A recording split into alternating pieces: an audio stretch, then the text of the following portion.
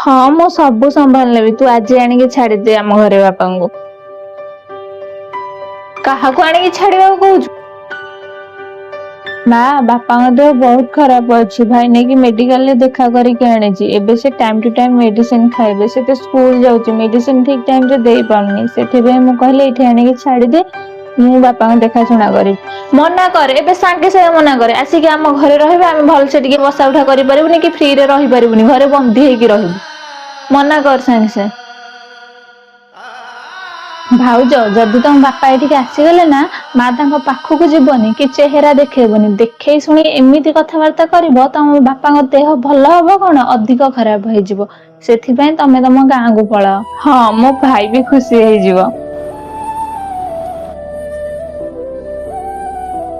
मु ते कुआडे जीवाकू देबिनी एते जते असुविधा होची तो माँ जीवा परे तो बापा को बाहा करदेलनी न तो भाई भाई था आ कौन छोट पिला है 10वीं क्लास पढ़लानी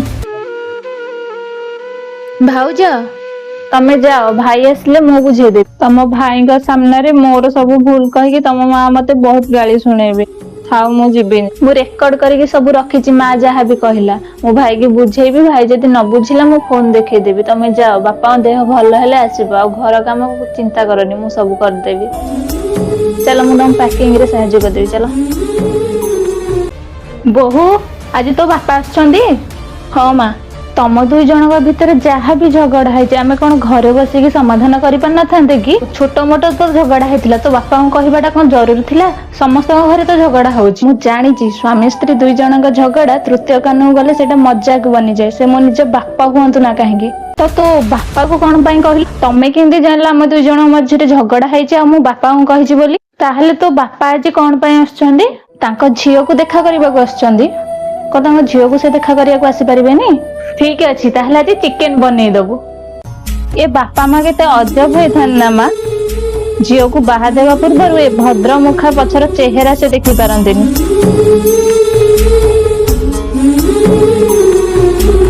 10टा बाजिलानी रोसई सरनी ना कौन बहु खाया देलानी बहु रोसई सरमी माँ आज बा तुम बड़ भाई घरे पाली से तुम बनईनी आज बा 1 तारिख मोर मन नथिला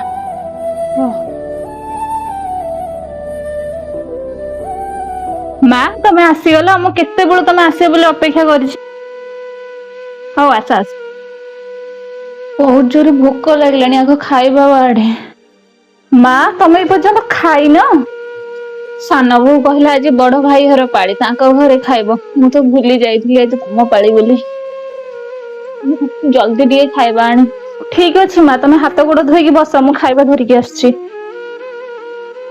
केमितिका मनीष से माने बंटा बंटी चक्कर ए वयस रे बापा माँ को खुशी रखा बदल रे दुख दौरान तुमको केते थर मु कहिछि तुम सान पुओ घर को तुम जाओनी एठी रुह मन मोर बुझुनी मो दी पुओ मो जीवन जी कही सत कही माँ बापा निजर 10टा पिला हेले भी एका पालती किंतु ताकर से 10 जण पिला मिसिकी माँ बापा को रखी पारंतीनी बो देख ना भाउज केते केते भल भल साड़ी पिंधुछन्ती मते केमितिका साड़ी देइछन्ती जेमितिका पिंधुछि सेमितिका देइछि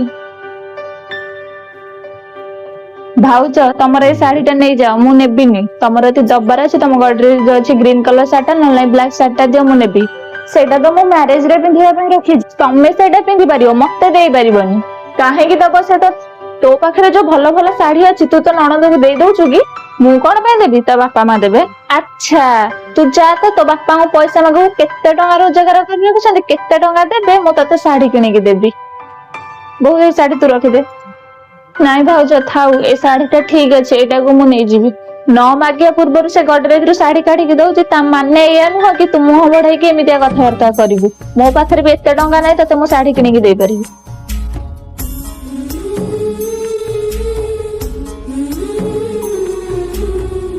तू ए सब न खाला पर्यंत मु कुआ जीबिनी तरबुज खाटी थोइछि हेल्थ पाई भल परे खाइबु दीदी केते आ मते खुआइबो जे सान बो सेउडा किछि खाइबा दरकार नै बड़ बो मो पे पानी ग्लास आने तो आनु माँ एत थर तो बुझेछि तार पिला छुआ किछि होउनी से बांझ ता छाई तो ऊपर पड़िया कथा नुह एते दिन पर घर को खुशी आछि ताको भी तू विपद पकाइବାକୁ चाहछु। ମା ସେମିତି କିଛି ନାହିଁ, ସେଗୁଡା ସବୁ ଅନ୍ଧବିଶ୍ୱାସ, ସେଗୁଡା ମୁଁ ମାନିନି। ତୁ ଏମିତି ମାନିବୁନି କି ମୋ କଥା ଶୁଣିବୁନି। ତୁ ଗୋଟେ କାମ କରେ, ତୋ ବାପା ଘରକୁ ଯାହାରି ପିଲା 6 ମାସର ହେଲେ ତାକୁ ଧରିକି ଆସିବୁ। ମା ଏଠି ଦିଦି ମୋର କେତେ ଭଲସେ ଦାୟିତ୍ୱ ନଉଛନ୍ତି, ସେଠି କିଏ ସେ କରିବ ମୋ ସେବା? ମୋ ବୋଉ ତ ନାହିଁ। ସେବା କରିବାରେ କଣ ଅଛି, ମୁଁ ଯାଇକି ସବୁ କିଛି କରିବି। ତୁ ପ୍ୟାକିଂ କରି ଯିବାକୁ।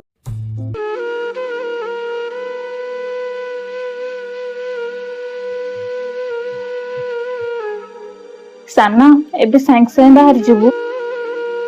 ହଁ ଦିଦି, ତମେ ବାଞ୍ଛ, ତମ ଛାଇ ପଡିଲେ ମୋ ପିଲା ଉପରେ ଅଶୁଭ, ଏସବୁକୁ ମୁଁ ବିଶ୍ୱାସ କରେନି। କିନ୍ତୁ ମୁଁ ଯାଉଛି ଆମ ଗାଁକୁ, କାହିଁକି ନା ମୁଁ ଚାହୁଁନି ମୋ ପାଇଁ ତମ ଦୁଃଖକୁ ତମ ଆଗରେ କିଏ ବାରମ୍ବାର କହୁ, ଯାହା ଫଳରେ ତମେ ଅଧିକ ଭାଙ୍ଗି ପଡିବ ଆଉ ଦୁଃଖ ପାଇବ। ନିଜର ଦାୟିତ୍ୱ ନବୁ, ଭଲସେ ରହିବୁ। ହଁ ପୁରା ଦାୟିତ୍ୱରେ ରହିବି। ତମେ ବି ନିଜକୁ ଖୁସିରେ ରଖିବାକୁ ଚେଷ୍ଟା କରିବ।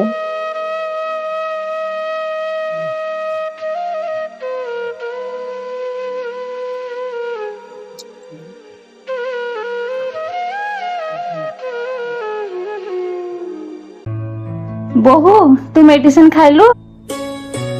ହଁ ମା ଖାଇ ଦେଇଛି। ଜଲ୍ଦି ଜଲ୍ଦି ଯା ରୋଷେଇ କରିବୁ, ମୋ ଝିଅ ଆସୁଛି। ଯାଉଛୁ ନା?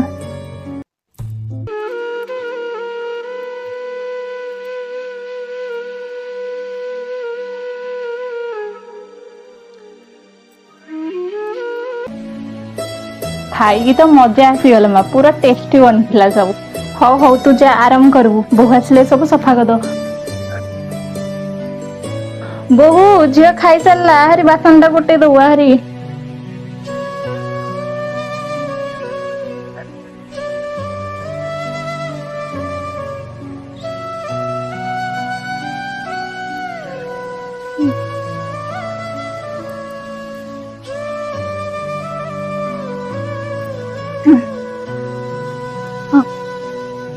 ବୋହୁ ସବୁ କାମ ସରିଲାଣି, ଯଦି ରାତି ପାଇଁ ଝିଅ ଜ୍ୱାଇଁ ପିଲାମାନଙ୍କ ପାଇଁ ରୋଷେଇ କରିକି ଟିଫିନରେ ପ୍ୟାକ୍ କରିଦବୁ। ପହଞ୍ଚିଲା ବେଳକୁ ସନ୍ଧ୍ୟା ହେଇଯିବ, ରାତି ଅଧରେ ଆଉ କଣ ବା ରୋଷେଇ କରିବ। ମନେ ପକେଇକି ପ୍ୟାକ୍ କରିଦବୁ। ଆଜ୍ଞା ମା। ଆସ ଆସ ଦିଆ।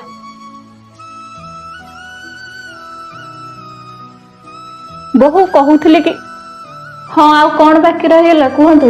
ଯେତେବେଳେ ବି ମୋ ଝିଅ ଆସୁଛି ତୋ ମୁହଁ କଣ ପାଇଁ ଫୁଲି ଯାଉଛି ଆଉ ଆଖିରୁ ଲୁହ ବାହାରୁଛି? ଗୋଟେ ବୋଲି ନଣନ୍ଦ ତୋର, 4-5ଟା ନୁହଁ ନା? ଗୋଟେ ହଉ କି 4-5ଟା ହଉ ମା, 4-5ଟା ନଣନ୍ଦଙ୍କ ସାଙ୍ଗରେ ବି ଭାଉଜ ହସ ଖୁସିରେ ରୁହେ। ଡିପେଣ୍ଡ କରେ ତାଙ୍କ ବ୍ୟବହାର ଉପରେ। ହଁ ସେ ସବୁ ଛାଡ, କଣ କହୁଥିଲ କୁହ? ଚିକେନ କଷି ଦବୁ।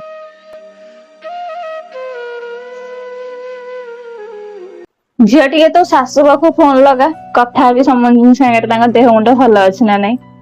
କଣ କଥା ହବୁ ଯେ ମା, ସମସ୍ତେ ଭଲ ଅଛନ୍ତି। ତମ ନଣନ୍ଦ ମତେ ସକାଳେ କଲ୍ କରୁଥିଲେ, କହୁଥିଲେ ତମେ କଣ କଲ୍ ଉଠଉନ ତାଙ୍କର। ତୁ ଫୋନ କଣ ପାଇଁ ଉଠେଇଲୁନି ତୋ ନଣନ୍ଦର? ତୋ ନଣନ୍ଦ ଯଦି ତମ ଘରକୁ ଆସିଥିଲେ, ତୁ ଏଠିକି କଣ ପାଇଁ ଆସିଛୁ?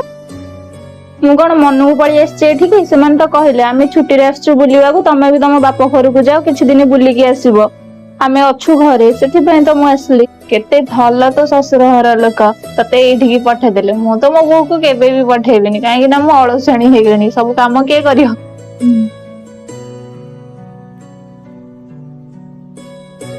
ମୋ ନଣନ୍ଦ ମାନେ ସେ ଘରୁ ଗଲେଣି ନା ନାଇଁ? ନା ନା ଯାଇନାହାନ୍ତି। ସେମାନେ ଯୋଉଦିନ ଯିବେ ମତେ କଲ୍ କରିକି କହିବ, ମୁଁ ସେଦିନ ଯିବି। ଏଠି ତ ମୁଁ ସମସ୍ତଙ୍କୁ ମିଛ କହିଛି। ତୁ କଣ ମିଛ କହୁଥିଲୁ ତ ମୁଁ ଜାଣିଗଲି। ଏବେ କହ କାହା ସହିତ ତୁ କଥା ହଉଥିଲୁ? ମୋ ଦଦା ଶ୍ୱଶୁରଙ୍କ ବୋହୂଙ୍କ ସହିତ। ଏଠିକି ଆସିଲା ଦିନଠୁ ତ ମୁଁ କେବେ ଦେଖିନି ତୁ ତୋ ଶାଶୁଙ୍କ ସହିତ କଥା ହବାର। ଆଉ ତୁ ପଡିଶା ଘରଙ୍କ ଲୋକ ସହିତ କଥା ହଉଛୁ। ସେ କଣ ତୋ ଶାଶୁରୁ ଅଧିକା ଖାସ ହେଇଗଲା କି? ଯା ଏବେ ସାଙ୍ଗେ ସାଙ୍ଗେ ଯା ତୋ ଶ୍ୱଶୁର ଘରକୁ, ଆଉ ମୁଁ ପର୍ଯ୍ୟନ୍ତ ଡାକିଛି ତୁ ଆସିବୁନି। 4-5 ଦିନ ପାଇଁ ନଣନ୍ଦ ମାନେ ବୁଲିବାକୁ ଆସିବେ ଘରକୁ ଯେ ତତେ ବୋଝ ପରି ଲାଗୁଛି। ଆରେ ତୁ ବି କାହାର ଜଣେ ନଣନ୍ଦ, ତୋ ଭାଉଜଠୁ କିଛି ଶିଖେ। ମୋର ଭୁଲ ହେଇଯାଇଛି ମା, ଏମିତି ଆଉ କେବେ ବି ହବନି। ତେବେ ସାଙ୍ଗେ ସାଙ୍ଗେ ବାହାରିକି ଯା ତୋ ଶ୍ୱଶୁର ଘରକୁ।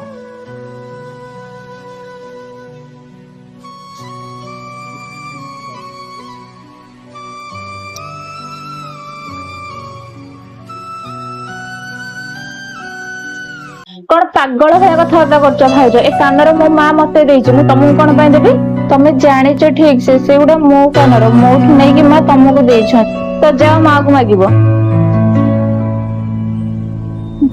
ମା ତମ ଝିଅ ଯୋଉ ଅଷ୍ଟମଙ୍ଗଳାରେ ଆସିଥିଲେ, ତମେ କହିଥିଲ ଝିଅ ଯୋଉ ବଡ କାନ ଫୁଲ ହଳକ ଲଗେଇଛି ଡେଲୁସ କରିବ ଯଦି ଭାଙ୍ଗିଯିବ, ତୁ ଯୋଉ ଛୋଟ କାନ ଫୁଲ ହଳକ ଲଗେଇଛୁ ତାକୁ ଦେଇଦିଏ। ମୁଁ ଆଉ ହଳେ ତୋ ପାଇଁ ଆଣିଦେବି କିଣିକି। ବାହାଘରକୁ ପୁରା 7 ମାସ ପୁରୀ ଗଲାଣି, କାଇଁ ମୋ ପାଇଁ କାନର ହଳେ ତ ଆଣିଦେଲେନି? ହଁ ତ ପୁଅକୁ କହ ଜିଦ୍ କରେ ସିଏ ଆଣିଦବ। ମୁଁ କୋଉଠୁ ଟଙ୍କା ପଇସା ଆଣିବି ଯେ ତୋ ପାଇଁ କାନର ଆଣିବି?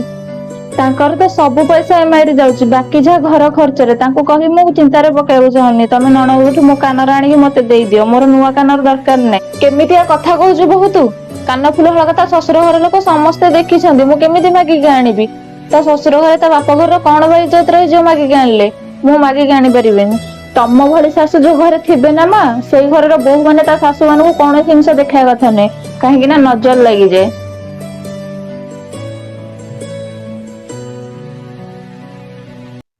ବୋହୂ, ଝିଅ ଆଜି ଯିବ ହରି, ବାହାରିଲାଣି। ସକାଳୁ 4 ଥର କହିସାରିଲଣି, ଆଉ କେତେ ଥର କହିବ?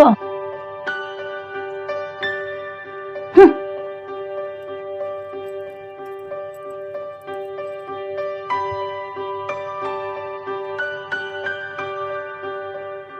ମା, ଏ 2ଟା ଲୁଗା ରଖିଦଉଛି, ତୁ ପିନ୍ଧିବୁ।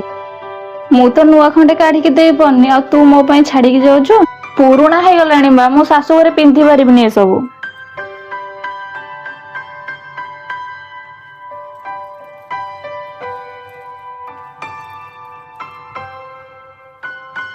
ଏଇଟା ନିଏ, ଏଇଟା ମୁଁ ତୋ ମାମୁଁ ଘରୁ ଆଣିଥିଲି। ଖାଲି ହାତରେ ଯିବା ଅପେକ୍ଷା ଏଇଟା ତୁ ନେଇଯା। ଏତେ ଚିନ୍ତା କରନି, ଭଲ ହେଇଛି ତ ଲୁଗା। ଆଉ ଗଲାବେଳେ ଭାଇ କୁ କହିକି ଗଲେ, ସେ ତ କିଛି ନା କିଛି ପଇସା ଦବ। ଲୁଗା ଖଣ୍ଡେ ଆଉ ମିଠା ପ୍ୟାକେଟ ଛଡା ଝିଅକୁ ବାପ ଘରୁ ଗଲା ବେଳେ ଆଉ ବା କଣ ଦରକାର? ମତେ ଲାଗୁଛି ମୁଁ ହିଁ ଏଇ ଘରେ ସମସ୍ତଙ୍କର ଶତ୍ରୁ। ମୁଁ ଚୁଡ଼ି ପିନ୍ଧିବାକୁ ଟଙ୍କାଟେ ମାଗିଲେ ମତେ ମିଳୁନି, ଭଉଣୀ କି ନ ମାଗିବା ପୂର୍ବରୁ ମିଳିଯାଉଛି। ତୁ ଝିଅକୁ ଏମିତି କଣ ପାଇଁ କହୁଛୁ? ପୁଅ ଆସିଲେ ମୁଁ କହିଦେବି, ଖର୍ଚ୍ଚ ପାଇଁ ତତେ କିଛି ଟଙ୍କା ସେ ଦେଇଦବ। ମୋ ଛଡା ସମସ୍ତଙ୍କ କଥା ଶୁଣନ୍ତି, ମା ଭଉଣୀର ଚାମଚାଗିରି କରୁଛି।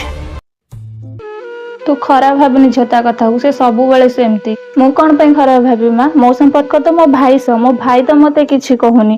ମୋ ଭାଇ ତ ଭାଇ ଭଉଣୀର ସମ୍ପର୍କକୁ ଭଲସେ ତୁଲଉଛି। ଦିଦି, ଭଲ ହେଇଛି ଦେଖିଲ?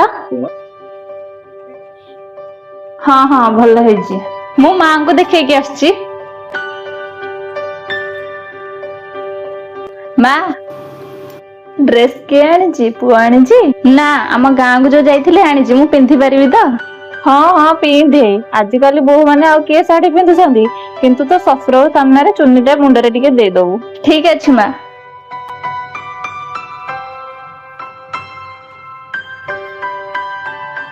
ମା, ଆଜିଠୁ 2 ବର୍ଷ ପୂର୍ବରୁ ତମେ ମତେ ମନ୍ଦିର ନେଇକି ଯାଇଥିଲ। ମୁଁ ଓଢଣୀ ଏଇ ଯାଏଁ ପଳେଇ ଆସିଥିଲା, ତମେ ମତେ ଏପର୍ଯ୍ୟନ୍ତ କରିବା ପାଇଁ କହିଥିଲ। ଭୁଲରେ ପୁଣି ଏଇ ଯାଏଁ ପଳେଇ ଆସିଥିଲା। ତମେ ମତେ କଣ କହିଥିଲ ଆପଣଙ୍କର ମନେ ଅଛି?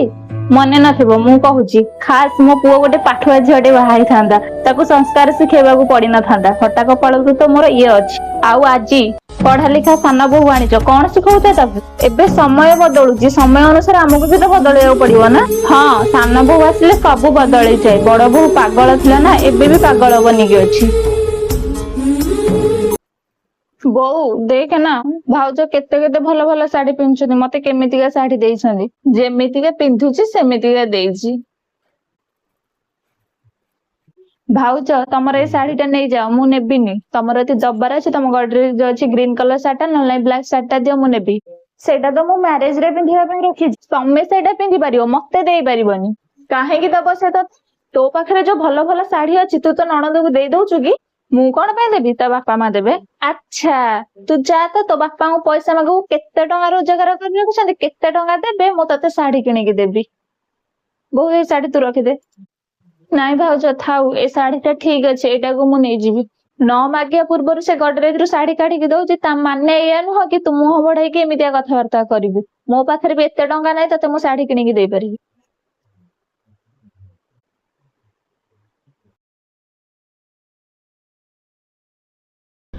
ଭାଉଜ, ଖାଇବା ବାଢି ଦେ, ମୁଁ କଲେଜ ବାହାରିବି। ନା, ରୋଷେଇ ହେଇନି ତ। ହଉ ଠିକ ଅଛି, କିଛି କଥା ନାହିଁ।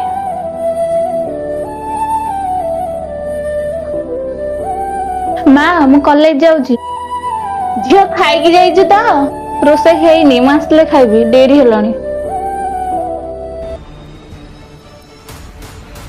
ବୋହୂ, ତୋର ଏ ପର୍ଯ୍ୟନ୍ତ ରୋଷେଇ ହେଇନି? ତୁ ଜାଣିଛୁ ନା ସେ 9ଟା ଆସିକି କଲେଜ ଯାଉଛି।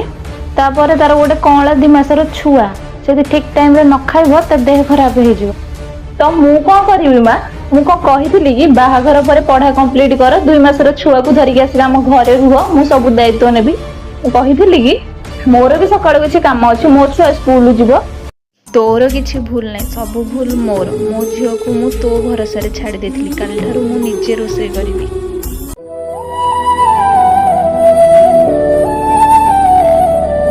ମା, ଏଇଠି ତମ ଖାଇବା ରଖିଦେଇଛି, ଖାଇଦବ ହେଲା।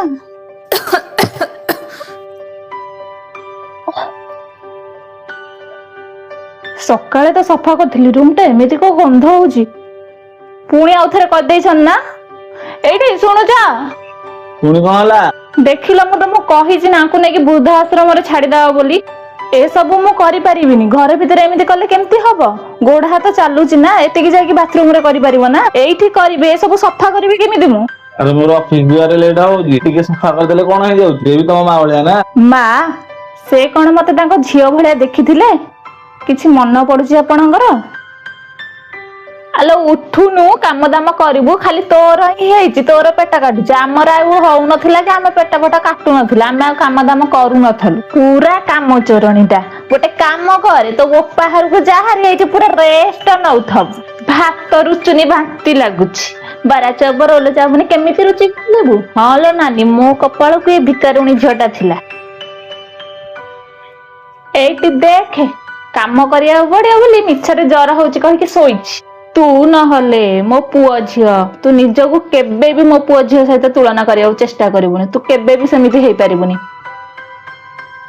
ଏସବୁ ଦେଖିକି ଆମ ପିଲାମାନେ ତମଠୁ କଣ ଶିଖିବେ? ନା ନା, ମୋ ପିଲାମାନଙ୍କୁ ତ ମୁଁ ସେଇ ଶିକ୍ଷା ଦେବିନି। ମା ଭାବିକି ବି ମୁଁ କରିଦେବି, କିନ୍ତୁ ମୋ ସହ ଯାହା ସେ କରିଛନ୍ତି ସେଇଟା ମୁଁ କେବେ ବି ଭୁଲି ପାରିବିନି। ତମେ ଯାଅ, ତମର ଲେଟ୍ ହବ, ମୁଁ ସବୁ ସଫା କରିଦେବି। ଉଠ ଉଠ ମା, ମୁଁ ସଫା କରିବି, ଉଠ।